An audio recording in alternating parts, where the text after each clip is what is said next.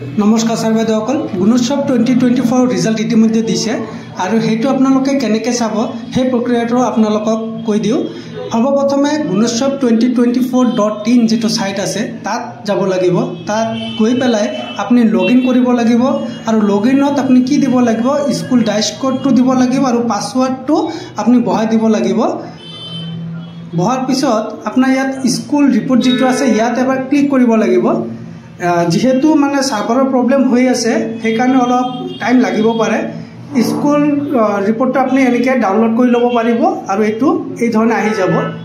ঠিক আছে, লগ ইন কৰাৰ পিছত এইটো প্ৰচেছ আহি যাব। আপোনাৰ লগ ইন কৰা হৈ যোৱাৰ পিছতে এই ধৰণে আহি পৰিব আৰু এইটো আপুনি মোবাইলতো কৰিব পাৰিব, সেইটো কাৰণে কোনো ডেস্কটপ একো নালাগে।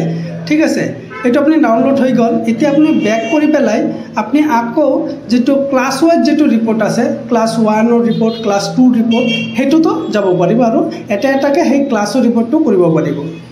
ইয়াত আপোনাৰ প্ৰচেছটো কি, প্ৰচেছটো ফাৰ্ষ্ট হ'ল আপোনাৰ গুণোৎসৱ 2024.in যিটো ছাইট সেইটো আপুনি খুলিব লাগিব।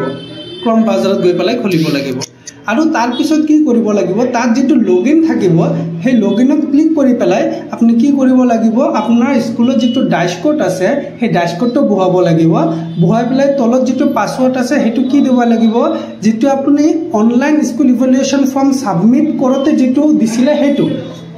এতিয়া ধৰক আপুনি যদি চেঞ্জ কৰিছিলে তেনেহ'লে কি হ'ব, চেঞ্জ হৈ যোৱা পাছৱৰ্ডটো দিব আৰু যদি চেঞ্জ কৰা নাছিলে তেনেহ'লে আপোনাৰ ডিফল্ট যিটো পাছৱৰ্ড সেইটো হ'ল স্কুল ডাইচ কোড, মানে ইউজাৰ আইডিটো স্কুল ডাইচ কোড আৰু পাছৱৰ্ডটো school dice code the log in কৰিব। লগ ইন কৰি পেলাই বাকী প্ৰচেছটো খোলাৰ পিছত আহি যাব আপোনাৰ স্কুল ৰিপৰ্ট, সেইটোত আপুনি ক্লিক কৰিব। স্কুল ৰিপৰ্টটো ডাউনলোড হৈ যাব PDF।